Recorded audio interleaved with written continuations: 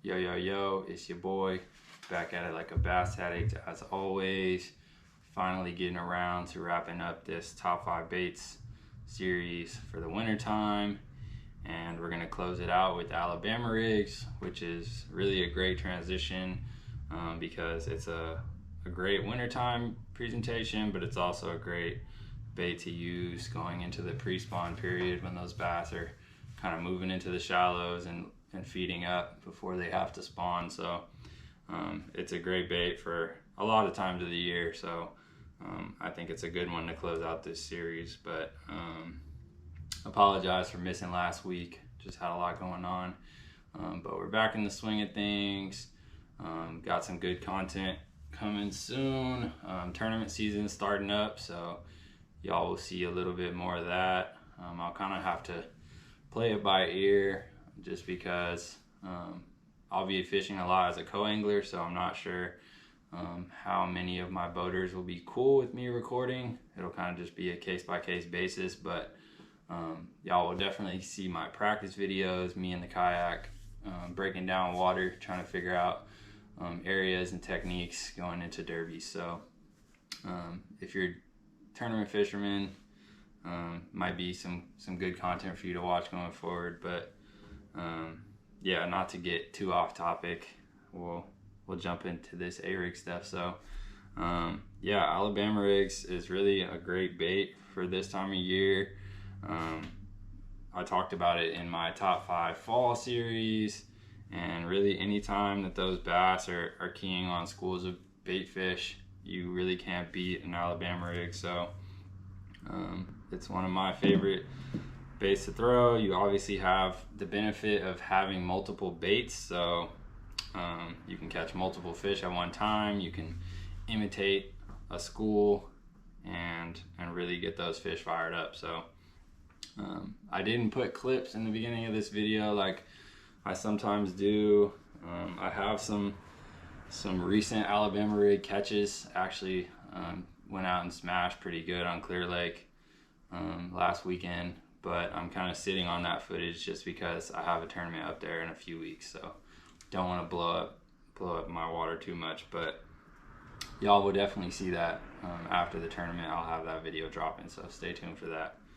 But yeah, Alabama rigs, it's really like you could throw this thing anywhere, you know. It doesn't have to be very complicated, but for me, either I'm targeting deeper water, or I'm targeting kind of breaks near deep water. So a lot of times in these smaller fisheries, these smaller local lakes, I'll be targeting like grass lines, deeper grass lines, some of those steeper rocky breaks where it drops off into deep water. So somewhere where those fish can chill, they can push up shallow to feed, but then they can drop back off into deep water. That's a great place to throw an Alabama rig. And then obviously just going out deep, targeting rock piles and high spots, humps, and things of that nature, creek channels, and even like submerged timber and stuff. I don't really have that too much, but I know that this is a bait that can kind of target that really well if you have that in your fishery. But for me, it's mostly grass lines, rocky breaks, and then like rock piles, high spots, and stuff like that. So those are the areas that I'm looking for. And then in terms of this time of year, it's a little bit of a different approach compared to the fall. Obviously, I'm slowing that bait down a little bit. So I'll generally throw a little bit of a lighter head than I do in the fall time, because I'm really just wanting to creep that bait and let those fish kind of rise up on it, follow it a little bit, and then hopefully get them to commit. So just making sure that I'm sinking out my bait. If you're fishing really chunky stuff, really big boulders, probably don't want to let it hit bottom, because that's just instant snag. You've got 3 hooks and a bunch of wires. But just counting down your rig to kind of some depth, a little bit above bottom, and then slow rolling it throwing the bladed rig kind of helps a little bit. You get a little bit of lift, similar to when you're fishing a spinnerbait. That bait wants to rise a little bit just from the pull of the blades. So if you are having trouble keeping your bait off the bottom, throwing the bladed A-rig is a great option. Just keeps that bait up a little bit better. But yeah, some of the rigs that I like, for the most part, I'm just throwing the Hogfarmers at this point.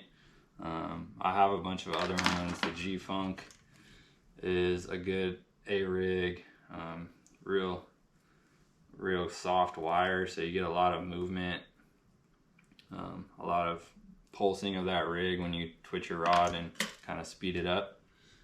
So that's a good one, but for the most part I just throw the Hogfarmer because I trust it. Haven't really had too many issues in terms of wires breaking or anything like that. It's just real consistent, balanced rig. Usually I'm throwing the tactical flex rigs, so the tactical Bassin designed rigs. They have a few different sizes now. They have a micro rig, which is super small. You can throw it on like a jig rod, maybe even go down to like a medium heavy. They've got the mini, which is the one I've been throwing recently. It's kind of that mid-size rig, real easy to throw on like a 200 size reel, just standard gear, 710, 711 rod. And then they have the big rig, the standard sized flex rig. And it really just depends on the presentation you're going for. The bigger rigs, you can obviously throw bigger swim baits. So if you have bigger forage, and that's what those fish are keying on, maybe throwing those larger rigs and then downsizing to something smaller, more compact, and throwing those smaller swim baits if your fish are keying on some tiny little bait fish, some tiny shad or silver sides or something like that. So just having different options is always a good idea. And then on usually I'm cutting off the snaps. Most of the A-rigs, they'll come with snaps on them. I'll cut those off and put on owner hyperwire split rings. Just trust them a lot more. And they work just fine. You don't get any like twists or anything. You have the barrel swivel and then you've got the split ring. So those swim baits balance perfectly. And then the jig heads that I like is the Dirty Jig Tackle screwed up swim bait heads. So they've got the screw lock on the jig head shank, so it holds on your baits really well compared to the wire hook keepers. So I like that. A-rigs, you'll definitely go through some swim baits if you don't have a good hook keeper. So I like those jig heads. And then this time of year in the colder water, I'm pretty much always using an 1/8 ounce head. That's kind of the lightest I feel like I can go. That'll keep the rig balanced and not have the swim baits lopsided or the rig lopsided. So I usually just run the three 1/8 ounce heads and then my swim baits. So yeah, let's talk about some of those swim baits. First off will be the dummies. So the baits with no hooks. Really, you can throw anything on here. I don't think you don't have to match it to the hook baits. You can if you want it to look super uniform and have that constant vibration, that same vibration from all your baits. But a lot of times I'll throw a different swim bait on here. So this is a net bait little spanky, just a cheap little swim bait that I put on there. I'll also run like the 3.5 inch Easy Shiner by Keitech. So I'm usually running a smaller swim bait on the dummies. I don't want that to be the center of attention. I kind of just want it to be there for the presentation, but I don't want the fish being drawn to the dummy baits. So usually running a smaller swim bait and usually in a more muted color. So it's just kind of up there doing its thing, but I'm not going to get a bunch of short strikes of fish eating the dummy baits. And then for the hook baits, I have a couple of baits that I like. The one I really started off with when I started fishing Alabama rigs is obviously just the old reliable Keitech Swing Impact Fat. You can go with any of the sizes. Usually the smallest I'll go is like the 3.8 or the 3.3 on some of those smaller rigs. And then I'll go all the way up to the 4.8. Sometimes I'll run like a 4.8 on the middle hook, and then the smaller baits on the outside, and then just try and get a bigger bite on that bigger bait in the middle, and just see kind of what the fish are keying on. But just good to switch it up. But it's nice, the Swing Impact Fat, they have all those sizes, so you can kind of mix and match and change it up based on the forage that you have. So that's always a great option. Just to keep in mind, it's a more aggressive bait. It has a big wide tail kick. So if your fish are aggressive and they're willing to eat something with a lot of thump in that cold water, the Keitech is a great option. I wouldn't be shy about throwing something with a big thump in cold water, but they're not always going to want that. So have multiple options. What I've been throwing recently is the Megabass Spark Shad, the 4-inch. So this one has a little bit of a smaller tail, thinner tail, and just it's a more of a tight tail kick. So I'm not getting as much rock from all those baits. It's just a little more subtle. I don't have any with me right now, but the OSP Dolive Shad is another bait that has kind of a smaller tail. I think I talked about that in my last A-rig video. Just has a tighter wiggle, not as much rock, and so in those colder water situations where the fish are a little more finicky, they want something more subtle, those are two great options. And then a local bait that is another kind of great option for something more subtle, the G-Ratt Thin Swim. You can get them on Tackle Warehouse now, but they're a local Northern California bait maker, and they've been coming out with some cool stuff recently. But this Thin Swim it's a cool little bait. It's got kind of a rigid plastic body, and you got these little ribs on the tail section, and then you got this tiny little tail. So it's good on an underspin. People have been smashing up on Clear Lake with this on an underspin, and then on an A-rig just as good. So if you're looking for a new swim bait, that's a great option. Comes in a 5-pack, and that's the 4-inch size. So a couple different options. I just kind of switch it up based on the fish, what they're telling me, and usually I'll have a couple rigs in my kayak rigged up with different baits, and I'll just, instead of having to take the swim baits off and rethread new ones on and waste the old ones, I'll just cut the whole rig off, put on a different one with different swim baits, and try that out. So different baits, also just experimenting with blades and no blades. Usually that's based on water clarity for me. If I'm fishing really clear water, I'm generally going with no blades, just a lot more subtle. I don't need that flash or that vibration to call those fish in, because the water's hella clear. Those fish can already see those baits.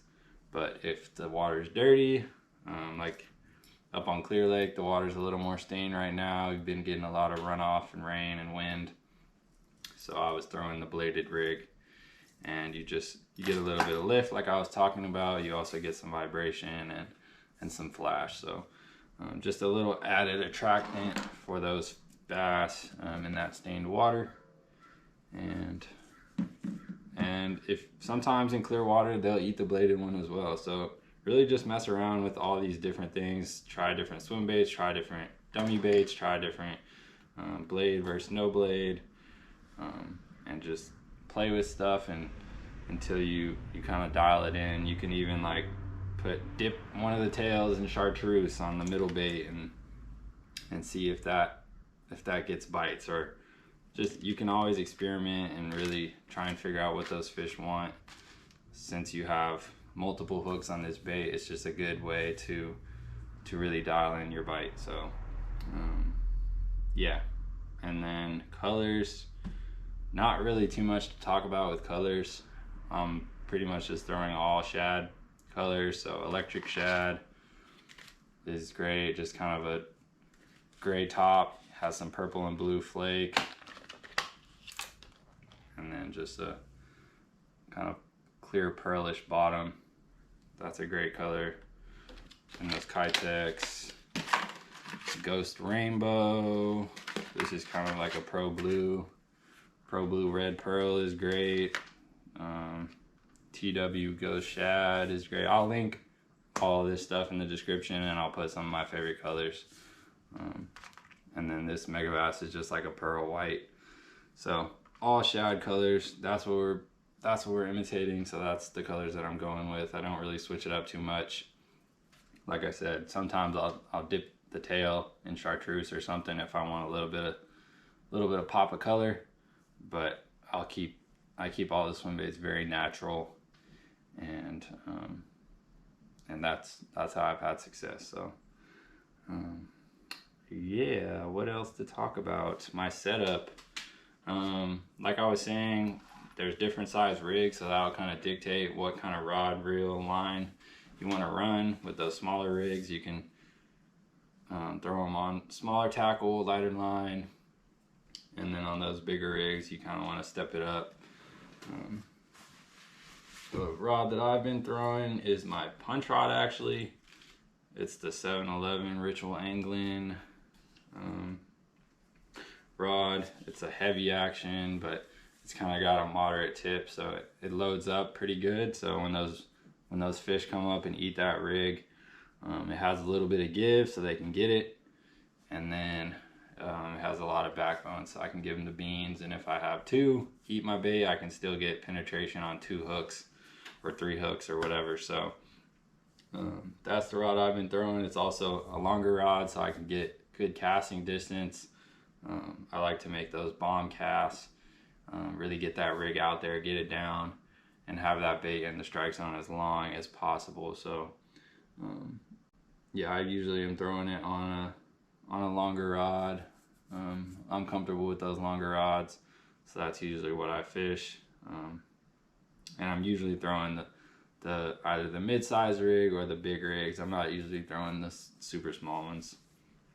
And a 200 size reel is just fine. I know some people like to throw a 300 size reel and really bomb it out there, but I think you're fine with the 200 size reel. It's a lot more manageable, and you have plenty of line capacity. I'm not like spooling myself on a long cast, so wouldn't worry about that too much. And then pretty much always, for me, I'm throwing 20-pound fluorocarbon. So always fluorocarbon, so you can sink that bait down, get it down. You have that abrasion resistance when you're coming through rock and stuff like that. Don't have to worry about nicking up your line as much.